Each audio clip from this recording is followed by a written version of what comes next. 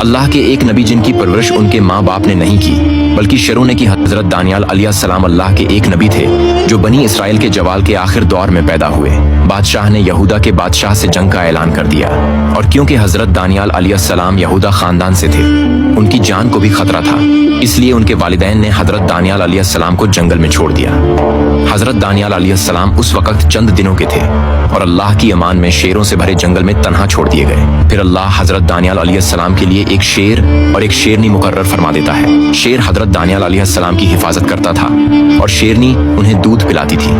वो शेर और शेरनी उनसे बिल्कुल उसी तरह मोहब्बत करते थे जैसे जानवर अपने बच्चों से करते हैं। जब हजरत दानियाल अलैहिस्सलाम जवान हुए तो वो दौर बनी इसराइल का सबसे बुरा दौर था। लोग ऐश ओ इशरत और बदकारी में डूब गए थे और अल्लाह को बिल्कुल भूल चुके थे। तब अल्लाह ने बनी इसराइल पर अपना अजाब नाजिल फरमाया। बबिल का एक हाकिम था जिसका नाम था बख्त नसर। उसने यरूशलेम पर हमला किया। उसने यहूदी रियासत का सफाया कर दिया, बहुत से यहूदियों को कत्ल कर दिया और बाकी को कैद कर लिया।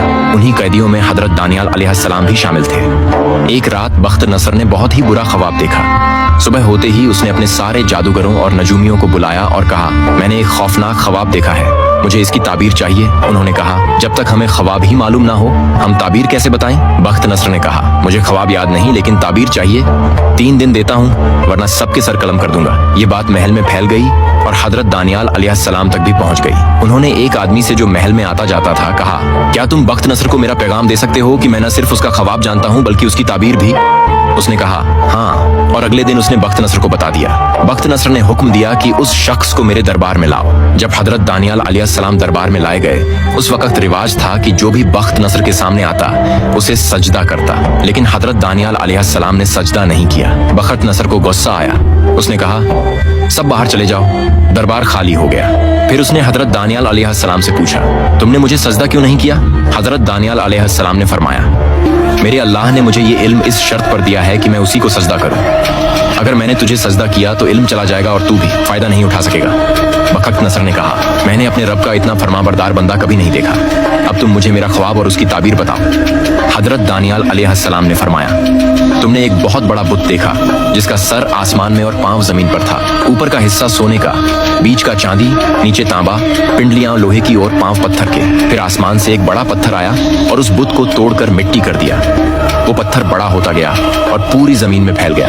बख्त नसर हैरान रह गया और कहा, हाँ, मैंने यही ख्वाब देखा था। अब ताबीर बताओ।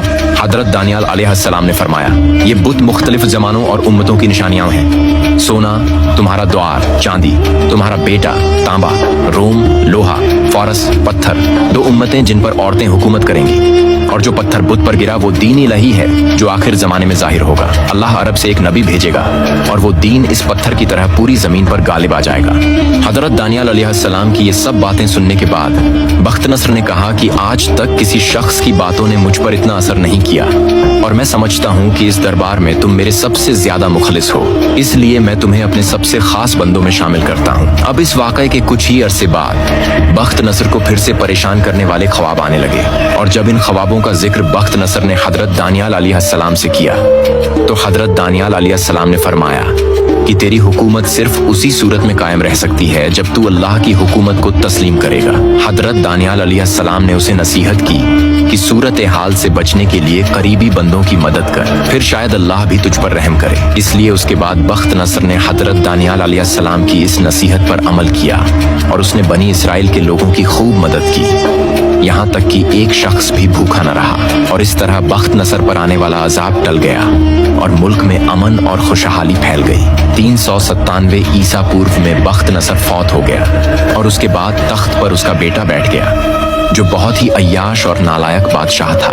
अब उस महल के बाकी वुज़रा जो हजरत दानियाल अलैहिस्सलाम से जलते थे, उन्होंने बादशाह को हजरत दानियाल अली अलैहिस्सलाम के खिलाफ भड़काना शुरू कर दिया। उन्होंने कहा, दानियाल न तो आपको सजदा करता है और न ही बबिल की सल्तनत का खैर ख्वाह है, बल्कि वो तो ये कहता है कि जल्द ही बबिल की सल्तनत खत्म हो जाएगी और उसके खुदा की हुकूमत कायम हो जाएगी। अब ये सब बातें सुनकर बादशाह को गुस्सा आ गया और उसने हुक्म दिया कि हजरत दानियाल अलैहिस्सलाम को भूखे शेरों के सामने डाल दिया जाए। और जब सुबह हुई तो लोगों ने कैद खाने में देखा तो वो लोग हैरान रह गए। उन्होंने देखा कि शेर एक तरफ बैठे हैं और दानियाल अलैहिस्सलाम एक तरफ। ये देखकर लोग समझ गए कि आप एक नेक शख्सियत हैं। लेकिन उस वक्त तक बहुत देर हो चुकी थी। उस वक्त फारिस के बादशाह साइरस ने बबिल पर हमला किया और बख्त नसर के बेटे की हुकूमत को बिल्कुल खत्म कर दिया। साइरस ने हजरत दानियाल अलैहिस्सलाम को कैद से आजाद कराया और इज्जत के साथ अपने दरबार में अपना वजीर मुकर्रर कर दिया। यूनान की, फिर रोम की और फिर इन सब पर गालिब आया अल्लाह का दीन यानी इस्लाम। बेशक अल्लाह का दीन हर हाल में इस दुनिया में गालिब आकर रहेगा। अपना और अपने ईमान का ख्याल रखिए। फी आमान अल्लाह।